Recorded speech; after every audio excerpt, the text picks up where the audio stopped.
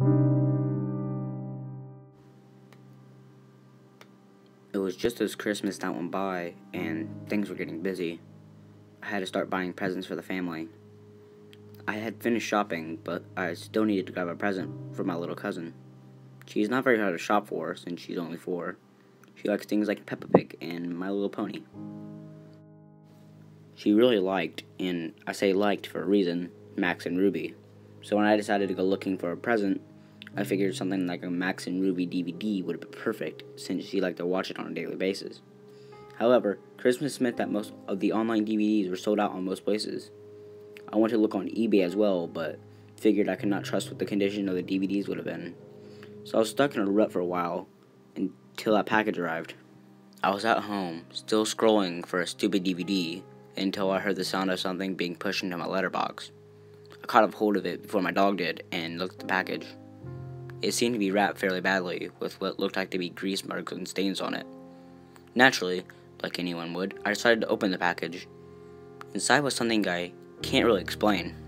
It was a Max and Ruby DVD, but I had not seen one like it online. It was like some little kid had drawn the front cover with a marker. The title was just Max and Ruby.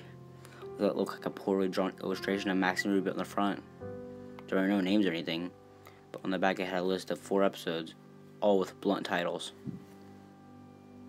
Episode 0001, Episode 0002, Episode 0003, and Episode 0004.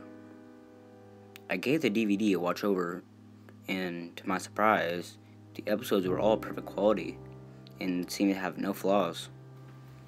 It was as if it were a real DVD, just with a homemade cover. The only thing I thought was odd was the episode selection screen.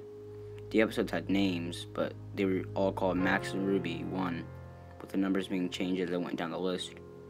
The actual selection screen was just a plain white screen with block text with the episode list, and nothing else. After giving it much thought, I decided to change the cover to something a little nicer by printing out a DVD cover that I had found on Google, and tracked down the names of the episodes so they were labeled right. I left the episode list screen alone because I figured it was self-explanatory. Christmas went by and things are fine. I gave my little cousin her DVD and she was happy with it all through Christmas, but that was only because she had not yet watched it. On Boxing Day, the family had gone out for a meal and left me to babysit my cousin. I was not too bothered about being left at home. I figured now was a good time to put the DVD in for her. I had put the DVD in and let it play while I was in the kitchen eating my dinner. From what I can hear, she had watched episodes 1 to 3 so far. I was just about to finish off my noodles when I heard my cousin screaming from the other room. Dropping everything, I had ran into the living room and saw my little cousin curled up on the floor screaming. I had looked at the TV and I felt my heart in my throat. What I caught a glimpse of was the most disturbing thing I had ever seen. It was what appeared to be a frame of Max and Ruby standing next to each other in complete darkness.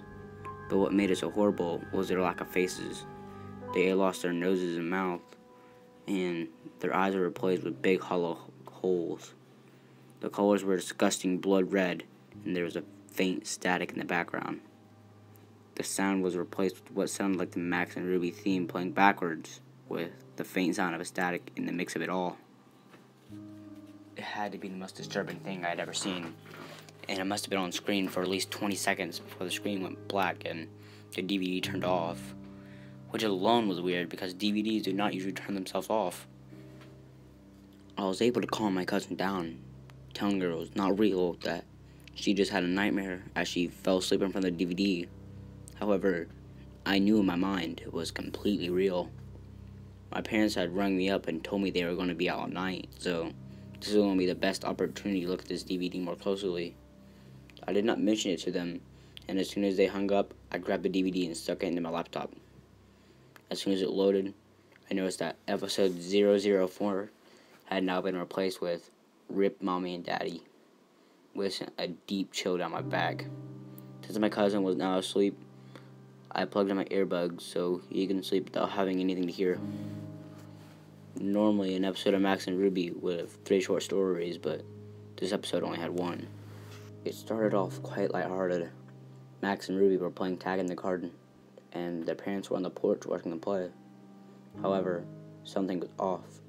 The sound was playing in reverse, and the parents' faces were that of sadness.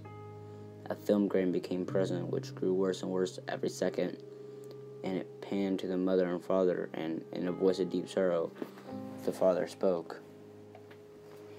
"It's such a shame," he sighed, and then cut short to the sound of static and a large scream, followed by the sound of two people choking while the mother and father mumbled to each other in the background. But it was impossible to understand them. The sounds were so realistic, and it made me almost physically sick.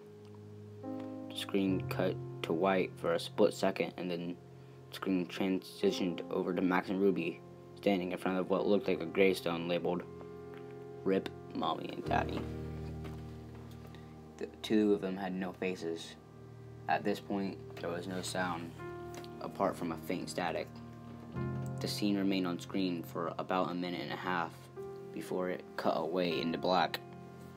It then changed screen again, now showing Max and Ruby sitting in Ruby's room, while undecipherable whispering became apparent and grew louder over time. Both of them were sobbing uncomfortably, while transparent clips of a murder playing in reverse flashed on the screen. The father pulled a knife out of his neck, picked up a bloody axe, and hacked away at the corpse of the mother before she came back to life, and he walked upstairs. By this point, the whispering became louder, but more of the whispering voice started to disappear, and the very second it came down to one voice, it was an angry woman's voice who screamed, "Burn in hell!" I was absolutely horrified.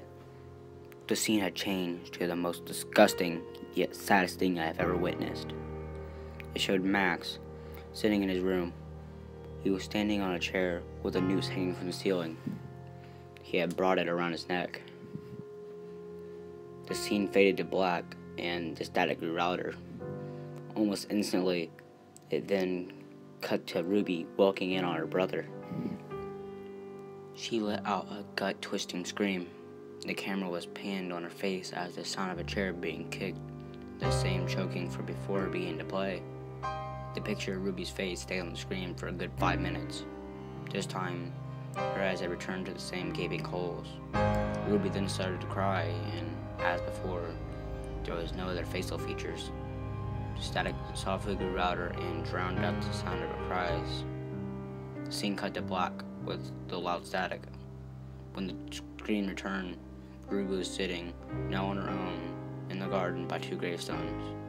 One labeled "Rip Mommy and Daddy," and the other "Rip Brother." She then started to look at the camera, and with glowing blue pupils, she spoke to me. "Well, whoever's watching this is because you never watched any of me and my brother's episodes, so one of these days, you will regret this." The screen faded to black afterwards. At this point, I had already been sick and was sitting all shaken. The episode seemed to have come to an end at last as the Max and Ruby theme song played slowly in reverse. I was about to eject the DVD when the image came up like it did on the TV. This time, however, there was text above the two rabbits that said, "Death is our only release." There were no credits or anything else. It stayed on this for a few seconds before the DVD finally popped out my laptop. I sat there trying to contemplate what had happened. In my shock and fear, I made the stupid decision to break the DVD up as much as I could before leaving the house. I shoved the pieces down the sink drain. Thankfully, I kept a few screenshots and saved them onto my laptop. The next couple of days went past without anything unusual happening. I had a few nightmares about the DVD, but luckily, that was all. My cousin had gone back home along with the rest of the family. It was late night, and my parents had gone out for dinner, leaving me to watch TV. I heard what sounded like someone posting something through the door. At this point, the DVD had left my mind since I had not told anyone about it. However, it all came floating back when I looked down at the letter in front of me. It was just messily folded up and it read, "Death is our only release."